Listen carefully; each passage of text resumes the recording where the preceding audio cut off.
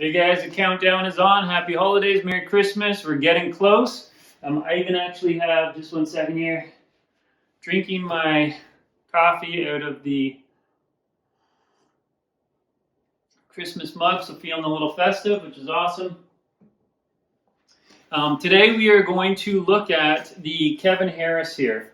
And I'm doing this because we had a special moment this week in Canada.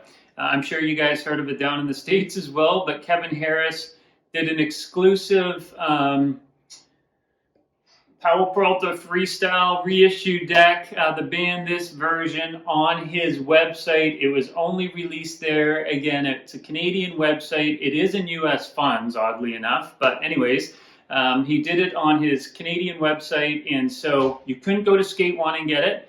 You couldn't go to any other retailer. It was exclusively sold via his website, and I think it's skeletonmounty.com. I'm going to put the link in there, guys, so you can go over. And to be honest, I think there's still some available. So with this pink colorway that came out, there was only 400 of them, and they're signed and numbered. So pretty pricey though, 200 USD. So in Canadian funds for me, that was like $6,000 by the time I got it shipped here or something. Not quite that bad. I think, to be honest, I paid with shipping 288 CAD. So almost 290 bucks, pushing close to 300 bucks. I've paid more for other decks, but that is a pricey deck. But again, only 400. It's the pink colorway from Band This. They are signed and numbered, if that means anything to you guys. If it does, then you might want to go over. To be honest, I'm still surprised that there's some available there. It probably has something to do with the price point. But I definitely wanted to get one so I could do a video when I get it and show you guys how rad it is. But for today, we are going to look at the 2005 that I have, just to get the buzz and excitement going. So I will, again, push a link over to his website where you can purchase it if you want it. And hopefully there's still some available there for you guys that are willing to drop the cash on that. And just so you know, like, there are guys that drop cash on this. So if you look up this one on eBay and prices that have sold for this, even within the last 6 months, you'll see that this deck, this exact deck, still in shrink, has sold for over $800. And so, yeah, 200 USD or 300 CAD, it's pretty expensive by the time you get it to the door. But again, when you look at just what people are willing to pay for some of these decks, I don't know. I just seen there was just another yellow pop version of a Kevin Harris that came out, and I've seen them offering for 250 bucks already, and that's a pop. It's not an actual freestyle deck; it is a pop. So, yeah. So people are willing to pay for them. I don't know. I don't know where I'm going with that. Let's talk about Kevin Harris and talk about this deck. All right. So I'll just give a little rundown. I've got a website I'm going to push you guys to. It gives just some good information on Kevin Harris.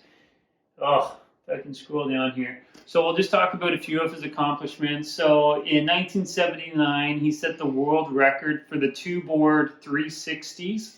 And so he has two boards and he's spinning in 360s. And he did that 1,032 times. So I don't know. That's what he did. So that's the freestyle world, right? Which is a little bit different than, doing the ramp stuff, right? They spin a lot, which is, well, I guess you still spin a lot in ramp. I don't know. The 900 was pretty big. All right. So let's keep going. In 1982, he was Canada's first pro skateboarder. So it says, I don't know if anybody else had done that. If they did, then they didn't make it as big as Kevin Harris, that's for sure. And so in 1982, he was actually signed to Powell-Peralta and became part of the Bones Brigade, which is pretty rad. And then in 2007, he actually was still skating, placed first in the WFSA, so World Freestyle Skateboard Championships, and he placed first in 2007. So dude's still going strong. Like back in 82, he was signed. In 2007, he's still competing and got first, which is pretty freaking awesome. So he started a skateboard magazine, or Canada's first skateboard magazine, Concrete Skateboard Magazine. He's owns Ultimate Skateboards, Canada's first and largest skateboard distribution center. And the list goes on. This guy he's dedicated his life to skateboarding and the, maturing of it with it definitely in the Canadian scene. I mean, this dude is iconic for us. Him and Andy Anderson, like, you see lots of pictures together of them. Andy's heavily influenced by Kevin Harris. There's even rumor that there might be an Andy Anderson freestyle deck coming out. I don't know if that's true or not. People are just kind of dropping some hints around that. We'll see what happens. But yeah, so this is a really rad deck from a rad guy that has been contributing a lot to the skate industry, especially here for us in Canada. And just take a look at that graphic that Vernon and Courtlandt Johnson did, right? We got the Mountie, we got the Beaver. If we just had, like a loon maybe flying across and an A or something coming out, then it would have checked all the boxes.